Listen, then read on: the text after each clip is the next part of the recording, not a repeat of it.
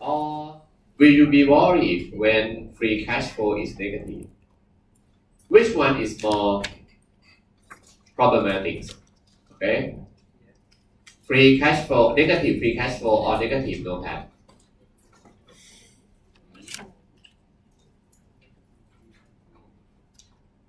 Natapon say that negative free cash flow is more worrisome than NOPAT.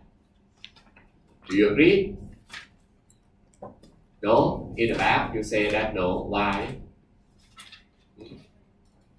You say no.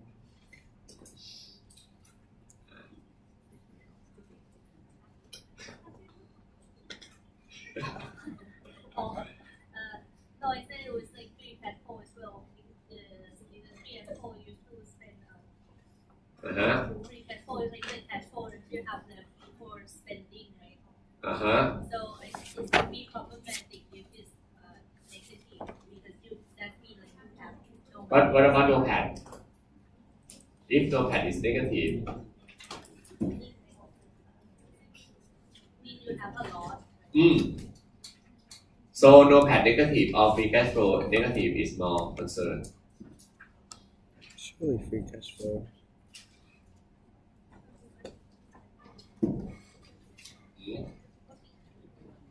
Natapon say that free cash flow negative. Oh, you agree with him? Yes. Oh, okay. And what about other students?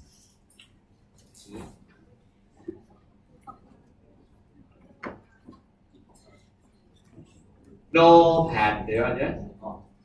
If NOPAT is negative, right, you are lost, but you have if your free cash flow is positive, you can still have some money to spend, even though you lost.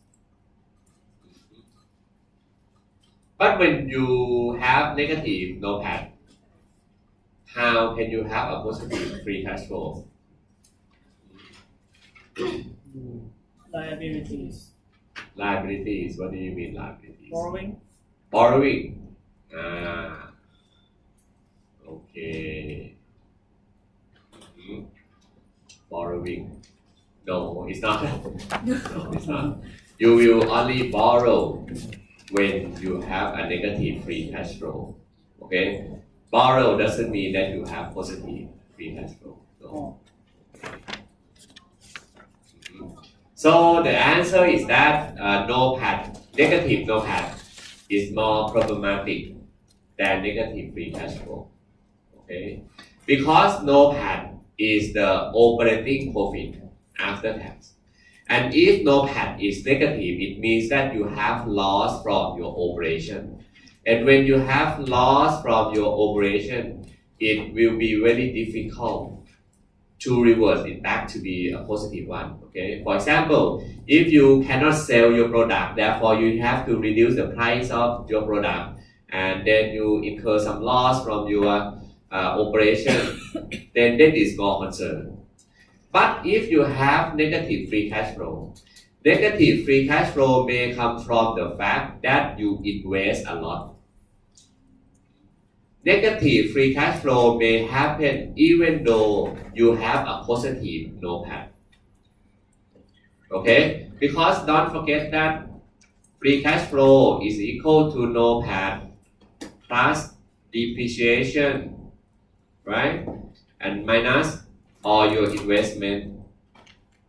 Okay? So if you have free cash flow to be negative, it may be negative because you invest a lot. And when you invest a lot, it may be in the period that you would like to invest in a new factory, you would like to buy a new car, you would like to buy a new machinery, and then therefore you have negative free cash flow. Okay? But your operation is doing fine, you still make profit from your operation. Okay? But when you have negative NOPAT, it means that even your operation you have loss, how come can you make profit? Okay? So negative free cash flow doesn't mean you incur loss, but negative free cash flow means that you may invest a lot. Okay. So it's not a concern when you have negative free cash flow, as long as the investment is in something that investor agree. That is the good thing of investment. Okay. And when you have negative free cash flow, it means that the money, the profit from your operation is not enough to support your investment, right? Let's say that your operating cash flow, let's say that your OCF is equal to 100, but your FCF is equal to minus 50. It means that you invest minus 150, right? Okay, part of your investment come from operating cash flow, right? And what about 50? 50 come from what? Fifth, when you have negative cash flow, it means that the firm may need to raise new capital. Okay, and new capital means that the firm may borrow more money from bank, issue more corporate debt, or issue new equity. Okay, because the firm require more capital from investor in order to support the negative free cash flow. Okay. But anyway, when you have a negative free cash flow, we don't expect the negative to happen forever. Okay? If the negative happen forever, we also don't like it. Okay, so it means that the firm don't create any value. Okay, when we have negative free cash flow, we are okay if that period is the period of investment, and then we expect that okay, in this 2 or 3 years, the firm invests a lot, but we expect that after 3 years, the firm will have a lot of free cash flow, positive, okay, in the long term. We are happy if that happens, okay? So, negative NOPAT is more problematic, okay? And we don't like that, okay? Therefore, when you look at the firm, if the firm incurs some operating loss, that is the firm that you need to be careful when you invest. Okay. Now, in lecture one, we also have learned about working capital. About cost of capital. But anyway, I say that the cost of capital, sometimes we write it WACC. WACC is the abbreviation of weighted average cost of capital. It's the cost of capital that you weigh based on the amount of money that you get from different type of capital. And in lecture one, we talk about different type of capital, right? Capital can be your own money, can be your parents' money, can be bank's money, can be investor money, can be any person's money. But that capital has different costs, right? Your own money has a higher cost than bank money, okay? The cost of debt may be around 7%. But the cost of equity or the cost of your own money may be 15%. Okay? I say in lecture one that your own money is not free. Your own money has a cost, right? Therefore, when WACC is something that you calculate from the weighting function of different kind of capital. Okay, you can have equity, you can have debt. Okay, you will do the weighting and do the average. Okay, but anyway, when you have debt, we know that when you have debt can be used to reduce tax, right? Therefore, the net cost of debt is equal to RD multiplied by 1 minus tax. Because the interest payment can be used to reduce the tax payment. That is why RD need to multiply by 1 minus tax. Okay.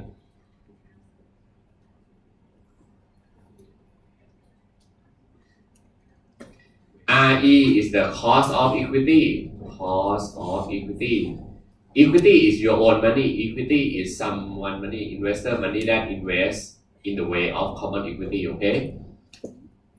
If you don't know, then I mean you cannot remember what we talk in lecture 1. Cost of debt. RD is the cost of debt. I used to talk about cost of debt, cost of equity, and cost of capital. Okay, and WACC is the weighted average cost of capital.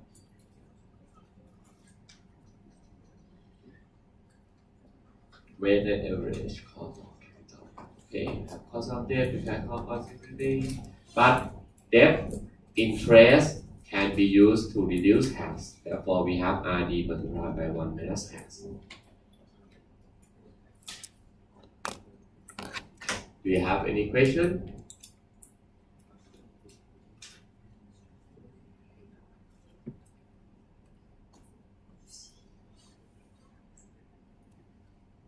And why do we need to calculate WACC? Let me give you an example. If you have firm A, let's see that when it fund the project, funding, the firm A got funding. The firm A got maybe 50% from equity, 50% from debt. Okay, therefore, when you find WACC, you have 50% multiplied by RD. Let's say that if the RD is equal to 7% and if tax payment is 0.2, then WE is 0.5 multiplied by RE. RE can be 50%. Okay. I just come up with the number because in this course we are not going to talk how to get this number in detail. Okay, but you know the big picture that okay, cost of equity is higher than cost of debt. Okay, so this is the weighted average cost of capital. And what does it mean? Cost of capital is the return that investor want from you, right? When you invest money in the firm, you want some return from that business, right? When bank lend you money, bank want some return as interest, right? Therefore, cost of capital is the cost that you need to pay back investor, right? You need to pay back investor in the form of interest, in the form of dividend, in the form of any kind of thing. But that is the thing that investor asks from you when they give you the money, right? Are you okay? And therefore, when the firm has this cost of capital, let's say when you do this calculation, then you have 7.5%, and then you have what? 0.5 multiplied by 0.8 multiplied by, and then you get what?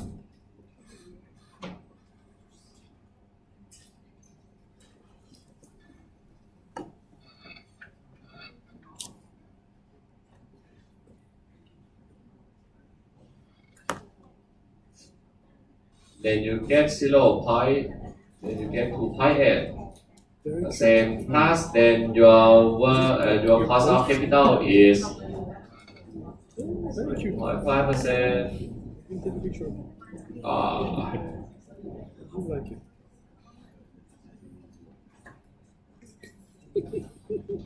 Have 10.3, right? Percent.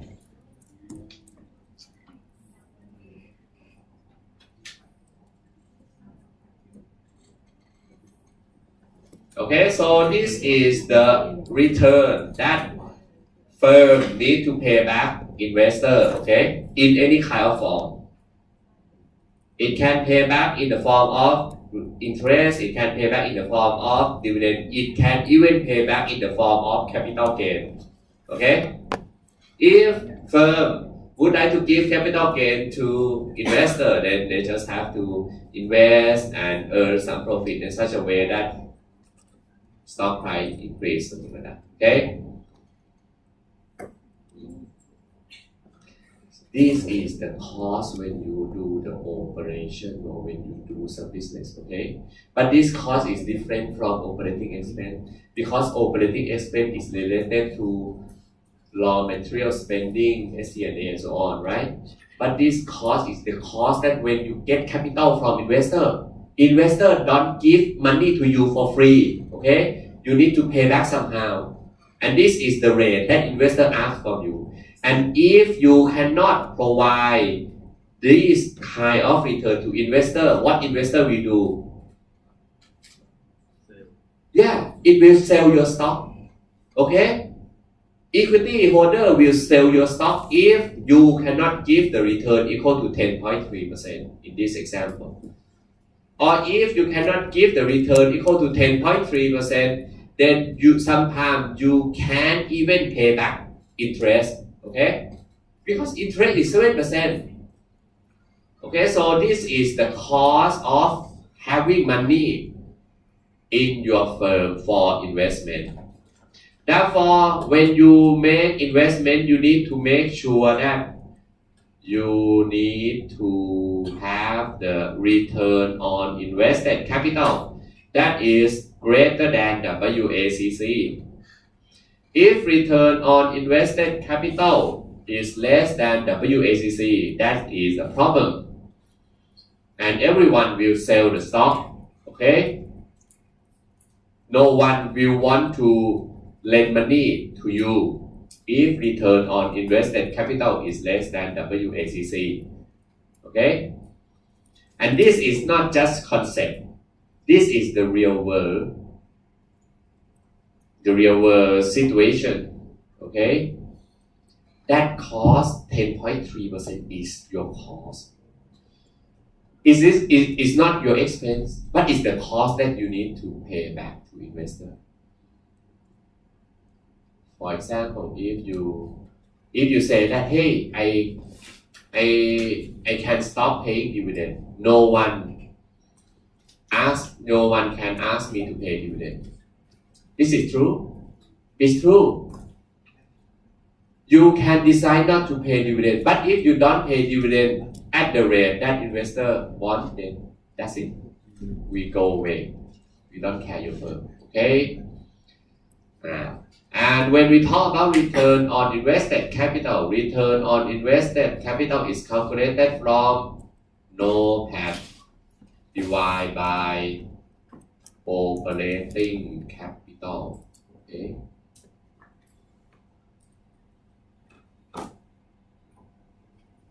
Okay, NOPAT divided by operating capital. That is the return on invested capital. And when we say operating capital is your long-term investment plus your NOWC. Okay, this is the total of your operating capital. It's not total asset. It's long-term investment plus NOWC. Or in other words, it's just the same as yesterday that I write you investment and funding, okay? On the left hand side you have investment, and the investment you have long-term investment, and then you have NOWC. On the right hand side you can have short-term funding, long-term funding, equity, okay? Left and right need to be equal to each other, and then that is called operating capital. When you do your business, you need to make sure that you have ROIC that is greater than WACC. Otherwise, investor will sell your asset, okay, and stay away from your firms, and then your stock price will drop a lot, okay.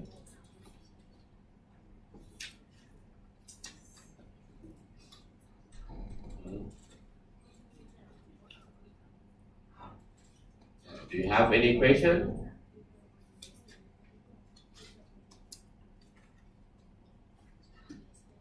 Okay. And And this is the slide that would give you some idea why do we need to calculate free cash flow. Free cash flow is the money that you can pay back all your investor, right? Therefore, free cash flow will determine your firm value. When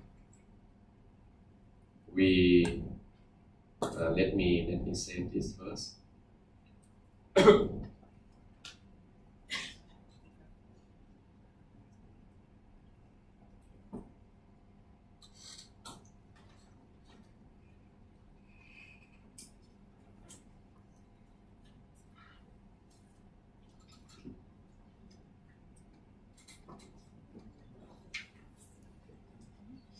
Okay, so let's say that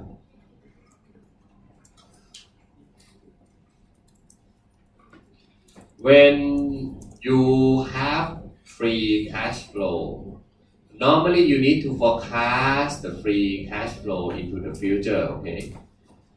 You need to know how much free cash flow that the firm can generate each year, okay? That is the amount of free cash flow that the firm can generate. And this is the amount that investor will receive back from investing in your company. Okay, because free cash flow is the thing that after operating expense, right? You have already paid all your expense and then you have this remaining free cash flow. And if free cash flow is positive, then that positive number will belong to our investor, okay? But don't forget that free cash flow does not only belong to equity holder. Free cash flow also belong to debt holder as well, okay? Because free cash flow can be used to pay interest, can be used to pay debt, can be used to pay dividend, can be used to pay to equity holder, okay? So free cash flow belong to everyone that is the investor of the firm. Okay. Now, if you expect that the firm is going to generate a positive free cash flow over time, and when you look at the firm, in the first lecture we said that firm, if you are a corporation, your life is infinity, right? Yeah, infinite. Then you have here infinity life. Then what happens next? If you are an investor and then you invest in this firm, you expect to earn this amount. Let's say this amount is 100, this amount is 100, this amount is 100, this amount is 100. Go on until infinity period. Then you need to ask yourself, what is the price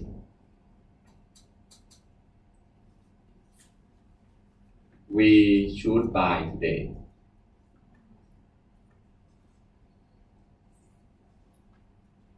Okay, what is the price that you are going to buy today? Is it going to be 1,000, 10,000, 1 million, 2 million, 3 million? I don't know. But you just need to sum it up until infinity period. It can be trillion, you know. Okay. But let's say that when you sum this up, okay, 100 plus 100 plus 100, and so on. This is the benefit that you would get if you keep investing in this firm and then you hold it forever, okay? So today, the maximum price you would pay is going to be equal to that number, okay? But if you place the price equal to the benefit or the cash flow you receive in the future, will you get any profit? No, right? You want to get the profit. Therefore, the price that you have to pay today need to be less than that price. Okay? Otherwise, you cannot get profit. Then now, let's say that if you want to get profit equal to 10%, if you want to get profit equal to 10%, yeah, if you want to get 10% every year, so here 100. In the first year, you expect to receive 100. But if you want to get 10% from 100, the maximum price you would buy that 100 is going to be 100 divided by 1.1. That is the maximum price you are going to buy in order to get the first 100, right? And then if this is the price you buy, you get 10%. Okay, you get 10%. At the same time, if you expect to get another 100, but that 100 happened in the second year. Therefore, today, the maximum price you are going to buy this 100 is going to be 100 divided by 1.1 square.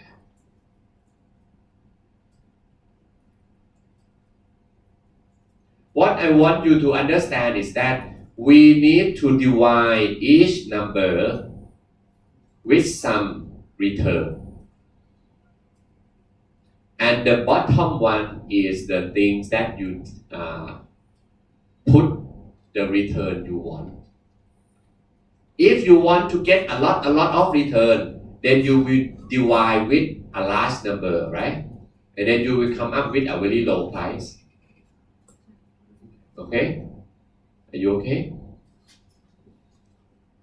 If you don't divide anything and if you sum all 100, you get zero return. Do you agree? You get zero return. But if you want to get return, you need to buy.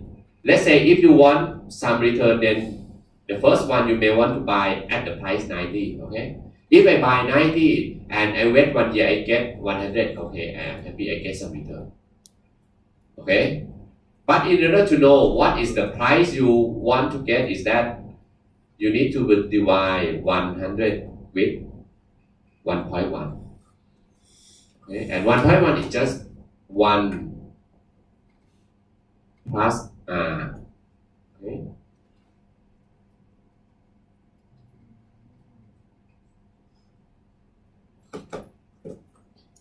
This is very easy if you know how to do some discount calculation, Discount calculation, I mean, let's say, hey, this shirt sell 20%, can you calculate what is the amount you can pay? Okay?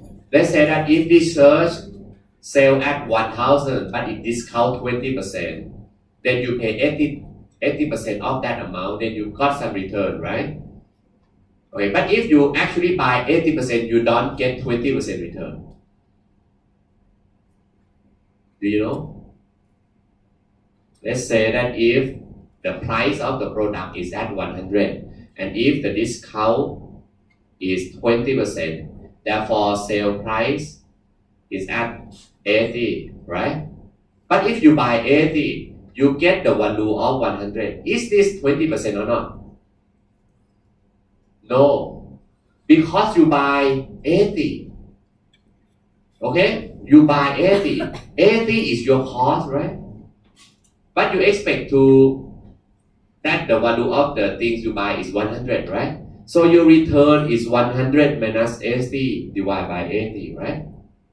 And this is definitely greater than 20%. Okay. Or in other words, here, the main reason that you have to divide by 1 plus R is the fact that if today you buy with the price X, and if you expect to earn some return 1 plus R, that will be equal to 100, okay? Okay? Or if you don't understand this, I may change the number. Let's say I change the number into 110. If 110 you don't understand, I think is very, very difficult to explain to you. Let's say that if this number is 110, and if you want to get 10%, what does it mean? How much today you pay? 100, right? Because if you pay 100, then you wait 1 year, you get 110, then that is 10%, right? And in order to know how to calculate this 100 is 110 divided by 1.1, right? Okay, so this is the price you want to pay for that 110 if you want to earn return 10%. Okay, so at the same time, if you know that the cash flow you are going to receive is 100, 100, and 100, therefore the first 100, the maximum you would pay is 100 divided by 1.1. The second 100, the maximum you would pay is 1.1 square. Why? Because it's 2 years. Okay, it's 2 years. You invest 1 year, you earn X 1 plus R. You invest another year, you earn X multiplied by 1 plus R and then multiplied by 1 plus R, right? That is why it needs to divide by square, okay?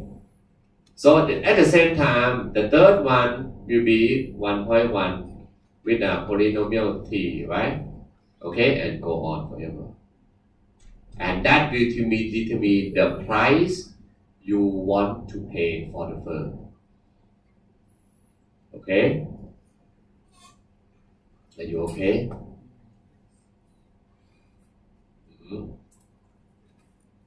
And this is the thing that I want you to have this concept in your mind when we talk about price. For example, I don't care what is the cost of building this building, okay? Let's say that if you have to spend 100 million baht, okay, to build this building, will the sale price equal to 100 million or not? No, we don't care about your past cost. No. If this building is sold at 10 million and we still don't buy because we don't see any value from it, we don't care what you spend to build this building, we don't care. At the same time, we may be willing to buy this building for 1,000 million baht. We also don't care what is the cost of your building. So what determines price? Price is determined based on the benefit you would get in the future. Okay? Or in other words, if I give you some example, let's say if we have a man that is going to marry another female. You have to buy a female, let's say. You have to buy a female. You have to pay for it. You have to pay the bride parents, right? In Thailand culture, you have to pay for it, right? Right? It's true. It's true, but we don't say that we buy a woman. But we need to give back something. But what I want to say is that the price we pay women parents is not the cost of carrying that woman or the cost that the parent incur to take care of that woman for you over the past 20 years. It's nothing. We don't care. We will only buy this woman if a man expect some benefit from this woman. Okay? It's true. If you expect to have sex with this woman, if you expect to have some delicious meal every morning, every dinner, and then you convert all that benefit in dollar term. Okay, you get the benefit in the first year, you get the benefit in the second year, you get the benefit in the third year. We don't care about the cost of raising a woman, okay? We don't care. Therefore, one movement can cost 10 million baht or can cost 100 million baht. Okay? And this is how we calculate the price of everything. That is the fact I want to show you. Okay? Or for example, if you look at the price of the soccer player, how come the price of Ronaldo is 100 million pound? 100 million pound is something that Ronaldo cannot get, but that is the price that if someone buy Ronaldo from another club, right?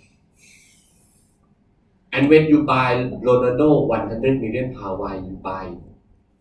You buy because you expect to earn some marketing from Ronaldo. You expect to earn some ticket sale. You expect to win the trophy, and when you win the trophy, you have a lot of sponsor coming in to your club, and that is the benefit you get from Ronaldo. Therefore, you would buy Ronaldo at 100 million pound if you think the benefit is more than 100 million pound that you would get from owning Ronaldo. Okay? It's the same thing. And it's the same thing if a woman decides to marry a man, then you need to make sure that that man can give you a lot of benefit in the future, not in the past. We don't care what happened to the man in the past. Okay? We only care about the future. We only care about the relationship in the future. Okay? So that is why in finance, we always care about the return we get in the future. We don't care about the price in the past. We don't care about the cost of construction. We don't care about the cost of production. Okay? Or in other words, if you look at some kind of product that have a very high value added product, when you buy after you dessert, you pay 300 baht. The cost of production may be 50 baht. But why you still buy 300? It means that the customer don't care about the cost of production. Because if the customer care, no one will buy at 300 baht. But you buy at 300 baht because it provides a lot of benefit to you. It provides the time that you can spend with your friend. It provides the things that you can take a photo and put it in Instagram. You put all that into value, and that value is more than 300 baht that you buy from after you. Okay, you don't care about the cost of production. Okay, you only care about what benefit you get from eating one meal from after you. Okay, so that is the thing I want to show you here. When we talk about the price of stock, when we talk about the price of any asset, it will depend on the return that you would get in the future. And when we want some return, we need to divide all the benefit with the associated return in that period. If it is the one period, the first period, then you divide with 1 plus return. If it is in the second period, then you divide with 1 plus R squared, something like that. Okay? But now, when I put R, I put the term WACC because WACC is the total return that investor want from a firm. Okay? WACC is the average cost of funding of a certain firm. Therefore, that is the return that investor want from you. Okay, so that is why you discount everything with WACC. And sometimes we call this discount rate. Okay, and discount rate is just the return, the required return.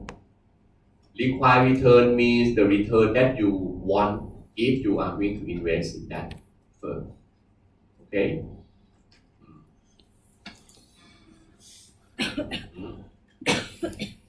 And I am thinking that because we have already learned about how to make a forecast, okay, therefore I am thinking that I am going to skip this part of the lecture, okay, because I think we have done something that is more difficult than this lecture, okay. because in from page 15 to page 21 is something that maybe we can skip because I think what we learn in the class is more useful than here. Okay. And next time we are going to begin with lecture with the slide 22. Okay, that we may talk about what is going to be the impact when you have sales increase. So it's from Pear. It's from New York.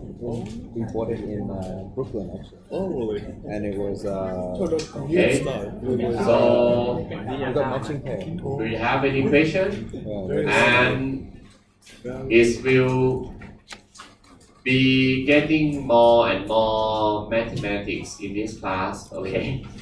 So you need to be familiar with class negative, multiply, divide, square, polynomial, even exponential. Okay. It will be more calculation. What